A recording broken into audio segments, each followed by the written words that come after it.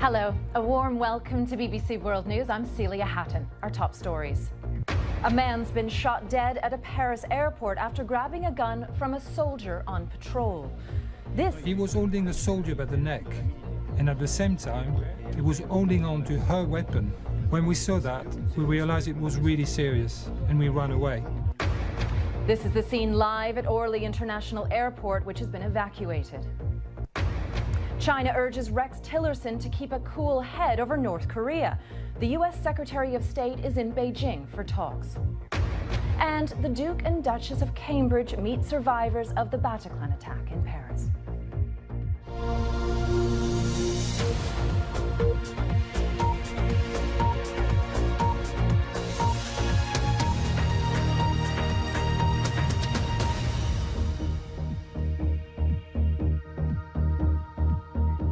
Hello.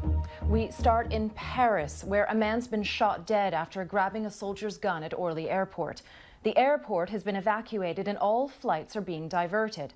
Police said the man was on a security watch list in a country that remains on high alert for terror attacks. His father and brother are being questioned by police. Richard Galpin reports.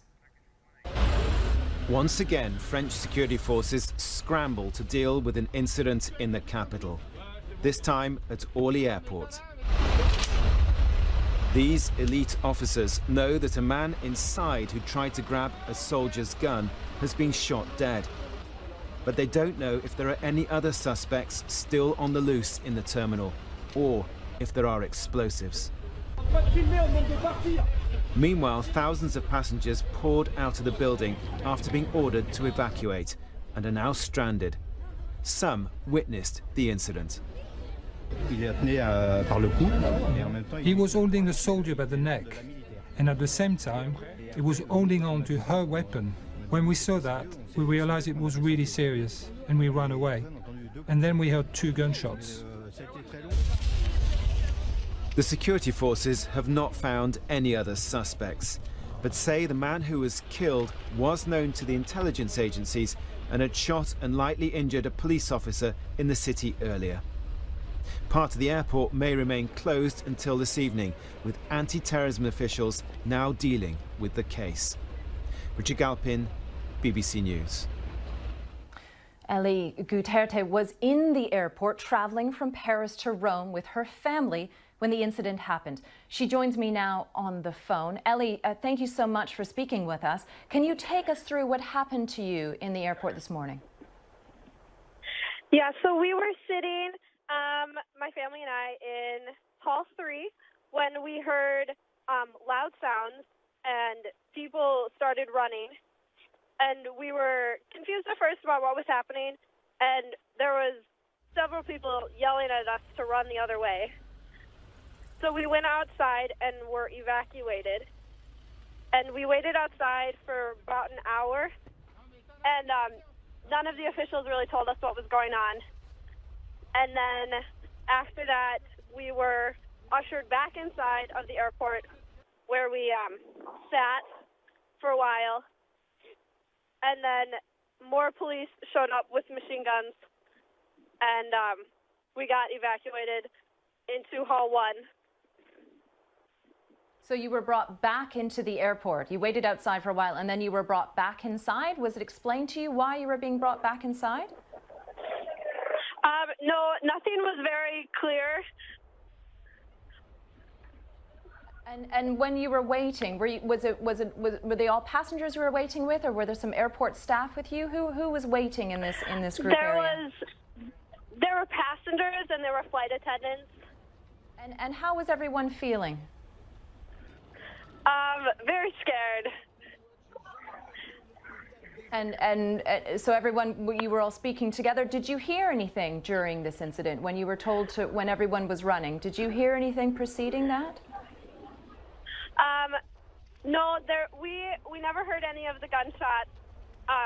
Just a lot of people running and yelling. And so what has happened to you now? You said you waited first outside for an hour and then you went inside. And then what happened to you? I assume you've left the airport now? Yeah, so we had, all of the roads were closed, so we had to walk to our to our hotel room.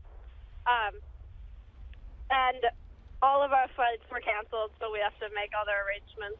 Wow. And so how long a walk was that? Were you still in the dark about what had actually happened in the incident, or were you able to get information through other means?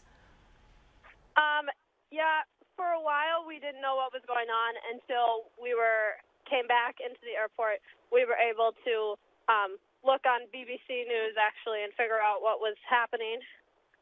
All right. Well, Ellie, it's good to hear that you're safe now. Thank you very much for speaking to us. That was Ellie Guterte speaking to us from Paris.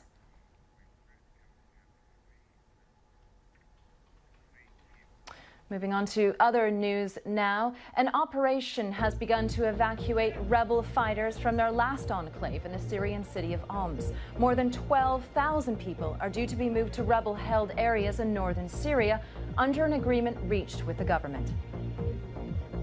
A meeting of G20 finance ministers and heads of central banks will conclude in Germany later. Their joint statement will be closely scrutinized for what it says about global trade. When they met 8 months ago, they expressed strong support for free trade and were opposed to protectionism. A U.S. Secret Service laptop containing sensitive information has been stolen. The computer contained the floor plans of Trump Tower and details of the investigation into Hillary Clinton's use of a private email server. It was reportedly taken on Thursday from an agent's car in the New York borough of Brooklyn. Police are trying to identify suspects from CCTV footage. And the Saudi Arabian monarch, King Salman, has left China, ending a month-long tour of Asia. During his visit to Beijing, he oversaw the signing of an estimated $65 billion worth of business deals. The trip was aimed at promoting investment opportunities in Asian countries, as Saudi Arabia attempts to diversify its heavily oil-dependent economy. Well, we can go now back to our top story and the incident at Orly Airport in Paris. Hugh Schofield joins us from Paris. Thank you very much, Hugh. So, Hugh, can you take us through the timeline of events this morning as they're becoming more clear? Yeah, the whole affair starts very early in the morning, before 7 o'clock, 5 to 7 this morning on the northern side of Paris, a place called Gare-la-Gonesse. And that's where police stop a car at a routine random check. And the man inside the car gets out his ID papers, but then gets out a gun. It's a kind of pellet pistol, not a sort of army-grade weapon. But with this, he shoots an officer in the face, and then gets away, makes away in the car. He drives around Paris to the southern suburbs, abandons the car in a place called Vitry-sur-Seine, hijacks another car, and with that car goes to Orly Airport, apparently bent on what he then did, which was attacking a patrol of 3 soldiers who, under the emergency rules prevailing in France now, were patrolling the terminal. He attacks a woman soldier there with his hands, trying to grab the assault rifle from her. They fall to the ground. He's holding her weapon. The other 2 soldiers tell him to stop. He won't, so they shoot him dead. That is the end of the incident, but of course the disruption to the airport is enormous. The whole morning the airport was shut down, and still now the south terminal is shut, though the west terminal has opened, and it won't be till tomorrow morning that flights and arriving and departing resume full normality. It's interesting, Hugh, because on the one hand, this man seems to have been known to the authorities in the past, but also this attack doesn't seem to have been very well planned. I don't think it was planned at all. I mean, the picture one's getting, I mean, this is sketchy and conjectural, but the picture one gets is of a man who stopped at a patrol, does something extremely stupid, which is getting out this handgun, this pellet gun, and shooting at the police. He then sends a text to his father and his brother. This is what's being reported, saying, "I've done something stupid. I've shot at police," and something has triggered this. Something has flipped in him. He decides to go out in a blaze, and he hijacks one car. He then goes to the airport in almost a kind of suicidal way, knowing presumably that whatever he does is quite likely to end up in his getting shot and killed. There doesn't seem to be any planning at all behind it. The question is, was there any Islamist kind of sentiment behind it at all? We know that the man had a criminal record. He was known in the classic way for drugs and armed theft offences of that nature, and that he'd also shown signs of radicalisation in an Islamist direction. But can we say that that was what triggered and impelled him to do what he did, or was it just more of a kind of general backdrop of hatred of French and authority and establishment figures like soldiers that did it? A kind of a link between his criminality and hatred of France, which was verging into Islamist territory? Well, all this is totally conjectural, but it certainly doesn't seem to have been planned. All right. Well, thank you, Hugh. That was the BBC's Hugh Schofield in Paris. Moving on now to China, where America and China's top diplomats have been meeting. Talks dominated by anxieties over North Korea. The U.S. Secretary of State Rex Tillerson met the Chinese Foreign Minister Wang Yi on the final leg of his East Asia tour. On Friday, the Secretary of State warned Pyongyang that a military response would be on the table if it threatened South Korea or U.S. forces, as Stephen McDonald reports from Beijing. There's no escaping the pressure that's building on the Korean peninsula. North Korea has been testing long-range missiles. The United States has responded, deploying a high-tech anti-missile system in the south to the displeasure of the Chinese government. United States President Donald Trump has tweeted that China has done little to help wind back North Korea. He did this on the eve of his Secretary of State's arrival in Beijing, leaving most China watchers expecting a frosty reception here for Rex Tillerson. But the foreign representatives of these world powers were doing their best to appear cordial, at least in public. Foreign Minister Wang and I had a very extensive exchange on North Korea. We share a common view and a sense that tensions on the peninsula are quite high right now, and that things have reached a rather dangerous level. And we've committed ourselves to do everything we can to prevent any type of conflict from breaking out. The Chinese foreign minister was calling for a return to international dialogue to remove nuclear weapons from North Korea. Right now, the situation on the peninsula has arrived at a new crossroads. We could either let the situation continue to escalate and aggravate, which will finally lead to confrontation, conflicts, or we could continue to strictly implement the Security Council resolutions, and while we do so, try to seek a breakthrough point to restart the dialogues and come back to the right track of a negotiated settlement. Recently, China has suggested that the US and South Korea drop their annual war games in exchange for North Korea putting a halt to its missile testing program. Yet so far, Washington has shown little appetite for this option. By the way, with high-level talks continuing in the Chinese capital, an escalation of regional military tensions appears to be at the top of the agenda. Stephen McDonald, BBC News, Beijing. Well, with me for more on this story is Xin Li from the BBC's Chinese service. Thank you for joining me. Xin Li, what do you think Beijing hoped to get out of the talks with Tillerson? In general, China always holds that persuasion is better than force on this North Korean issue. So with these talks, China hopes to have stability on the North Korean issue and also the whole Korean peninsula. And also, there are also worries on the South Korean side with the deploying of these U.S. military defense shield system, which China believes that it snoops on the Chinese own security. Donald Trump has often accused China of failing to do enough when dealing with North Korea. What do you think the Chinese response would be to that? The Chinese has been explaining their difficult situation, which they say, there's a limitation of influence China can impose on North Korea. China agrees with the denuclearization of the Korean Peninsula.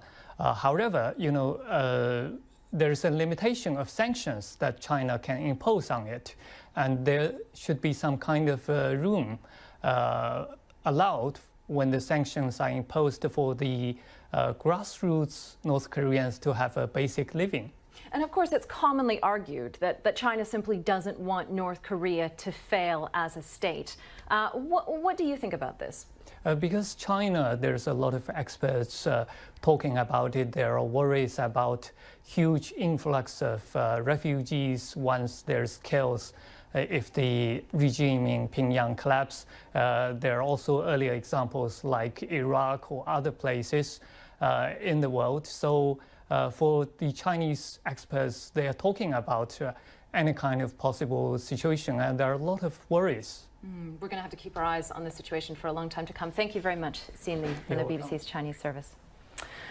And President Trump has repeated his claim that he was wiretapped during the Obama administration. Speaking at a news conference with the visiting German Chancellor, Angela Merkel, he said that at least they had that experience in common. The U.S. acknowledged in 2015 that the Chancellor's phones had been tapped. Tulip Mazumder has more from Washington. Ladies and gentlemen, the President of the United States and the Chancellor of the Federal Republic of Germany. Two strong leaders with many differences. They discussed immigration, trade and NATO, and then the thorny issue of wiretapping came up. At least we have something in common, perhaps.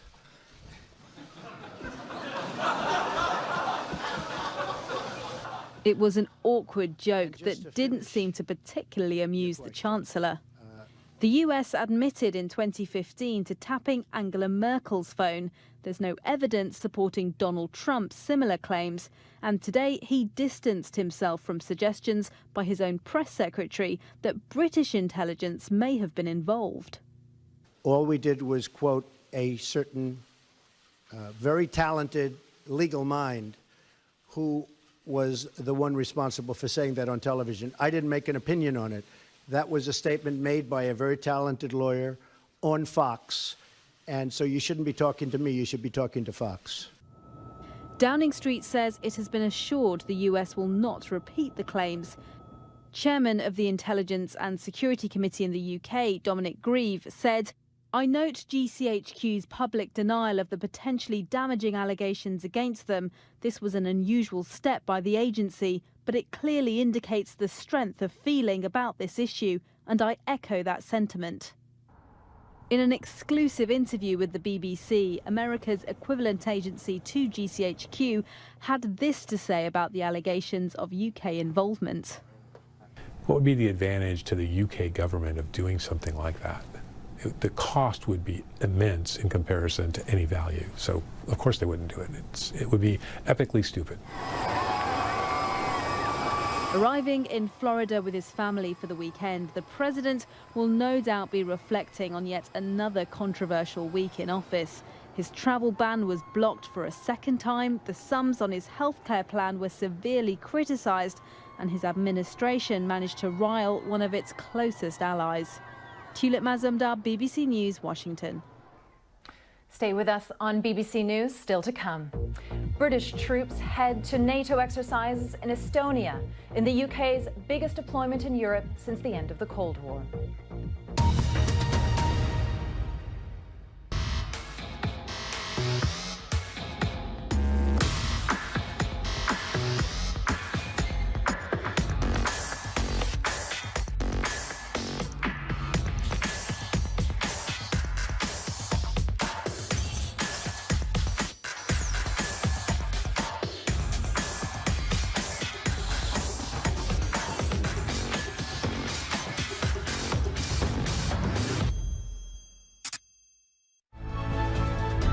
It's in our interest to have that strong EU we can continue to trade with.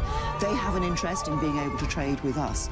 That's the way we'll get the right deal for Britain. The United Kingdom will have less influence in Europe, and as a consequence, less influence globally.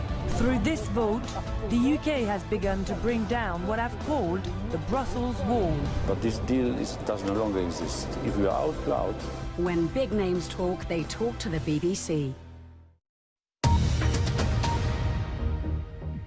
This is BBC World News. I'm Celia Hatton. The latest headlines. A man has been shot dead at a Paris airport after seizing the gun of a soldier on guard duty. Orly Airport has been evacuated. U.S. Secretary of State has been urged to remain cool-headed over North Korea. Rex Tillerson is in Beijing on the final leg of his East Asia tour. Medical researchers have discovered the world's healthiest hearts, and they belong to the tribe of hunter-gatherers in Bolivia. A study published in The Lancet found that 2/3 of the Chimene people have unclogged arteries even in old age, probably due to frequent exercise, low smoking rates, and a diet rich in lean meat, fish, and foraged fruit and nuts. Well, for more on this, let's speak to Naveed Sattar. He's a professor of metabolic medicine at Glasgow University. He joins us now from Washington. Thank you for speaking to us. I hear that this tribe lives in quite a remote area. It took 3 plane rides and 1 canoe ride to reach them. How did you locate this tribe, and how did you even know to study them? Well, I mean, this is not a study from Glasgow. This is a study actually done by colleagues in other parts of the world, but they had been studying this group for many years. So it's a population of 16,000 individuals who live in a pre-industrialized lifestyle, you know, as you say, of hunting gathering. So they've been a group that have been followed for many years. And there have been other studies done in the past, not as sophisticated as this, looking at blood vessel disease in other parts of the body. But this is the first study that's looked at the heart in such a comprehensive fashion. So what could we take from this study to bring back to our lifestyles? I think the important message is for the public, for the listeners, is that actually, if you are physically active, if you do not smoke, if you eat generally more unprocessed foods. So for us, it would be more veg and fruit, for example, and less saturated fat, more lean meat, etc. That you will actually slow the acceleration on the thickness of your blood vessels over time. I mean, the blood levels for cholesterol for these individuals were actually remarkable. The average cholesterol level was around about 4, which is about 1 or 2 levels lower than we would see in Western populations. This blood pressure was also remarkable. It was kind of blood pressure that you would see in young teenagers, and they had that not just in 20s and 30s, but they had that throughout life. And in addition, their weights were fantastic throughout life, and virtually no one developed diabetes. Now, of course, we can't live like this. You know, we can't move back to a pre-industrialized, lifestyle. But the messages for us are, if we, try and stay as active as we possibly can by perhaps commuting more to work, if we try to cut the saturated fat in our diets, eat a bit more fruit and veg and a bit more fiber, that we will actually protect our hearts in a realistic and important way. And I think the key messages for us is to try and take some of these messages forward and try and sustain them in our lifestyle to make them lifelong, as it were. Okay, well, thank you very much, Dr. Naveed Sattar from Glasgow University. The first of about 800 British troops have arrived in Estonia as part of a major NATO mission in the Baltic states to deter what the alliance regards as Russian aggression. They'll work alongside French and Danish soldiers. Other NATO states are deploying troops to Latvia, Lithuania and Poland. Our defence correspondent Jonathan Beale reports. The British Army's been preparing for this moment. These tanks took part in a final exercise in Germany ahead of the move east towards Russia. And they're now among 300 military vehicles that have been loaded onto a ferry destined for the small Baltic state of Estonia. The first British troops are trained and ready to go, not just alert to any military threat, but also from other potential provocations from Russia. Do you think the threat is more military, or do you think it's sort of Russians playing games and using social media and fake news and all that sort of stuff? Yeah, he's a mixture of both. He's you're both cyber threat and all of that stuff. But again, we've trained for every eventuality. We know how to protect ourselves. Are you worried about anything? No, not really. I mean, there's obviously a credible threat just over the border, but I think we're a credible deterrent. These are the first of 800 British troops who will be arriving in Estonia over the next few weeks. And it is just the start of what could be a long, open-ended deployment to deter Russian aggression. They're not expecting to go to war, but these soldiers will still be caught up in the rising tensions between Russia and the West. They're not alone, though. The US, Canada and Germany are also sending their troops to reinforce NATO's eastern flank. Jonathan Beale, BBC News, RAF Bryce Norton. The Duke and Duchess of Cambridge have met survivors of the November 2015 Bataclan attack in Paris. Nicholas Witchell is there. It's 16 months now since those attacks here in Paris on the Bataclan Theatre and other locations in the city back in November 2015. Of course, this city has been reminded just this morning of the nature of the threat and the need for vigilance by the incident at Orly. But at Les Invalides, the military hospital here in Paris this morning, the Duke and Duchess of Cambridge met two people who were caught up in the attack on the Bataclan and a restaurant in the city that night. They sat in a room with them. They heard about what happened that evening. They heard about their recovery, which has been both a physical and a mental recovery from the trauma of those attacks. Also at Les Invalides, William and Catherine met veterans of World War II, and that's a reminder, you know, that royal visits are all about the bigger picture of the relationship between two countries, and the message of this royal visit, of course, is very much that the relationship between Britain and France is so multi-layered, is so robust, that Brexit need make no material difference to it. Well, that's all from us from now. Goodbye. Hello, thanks for joining me. The Northern Hemisphere spring is just a couple of days away, the equinox on the 20th, and a lot of folks across northern and central parts of Europe are longing for some spring sunshine. Not the case, certainly in the lead up to spring. Lots of clouds streaming off the Atlantic, weather systems coming in, bringing some wind and rain, and really not much change through the course of Sunday. Now, it's not all bad. It's not a continuous area of rain. There is some sunshine around for sure, and actually the further south you are, the better the weather will be. So for Spain, I think end of the weekend, the weather's looking fine. Temperatures in the low 20s there for Madrid, but then quickly those temperatures drop away as you'd expect. You go further north, more cloud. Look at all of that rain pushing through Denmark into southern parts of Scandinavia, and even some snow around too. So pretty chilly across Scandinavia and eastern parts of Europe. We'd like it to be perhaps a little bit warmer than that. Into the Balkans, something a little bit less cold. Temperatures around 15 degrees there in Sofia, and actually not a bad day on the way around the Greek islands. 19 expected in Athens, although Istanbul and around the Black Sea coast here, not a great picture. Cloud and also some rain. Nicosia, though, up to 19 degrees with some sunshine. So what's it looking like on Monday and Tuesday? Well, the UK gets some rain on and off, maybe improving a little bit by Tuesday and Wednesday. Meanwhile, eastern parts of Europe stay pretty cloudy. Athens in the southeast, that's the place to be, around 20 with some sunshine.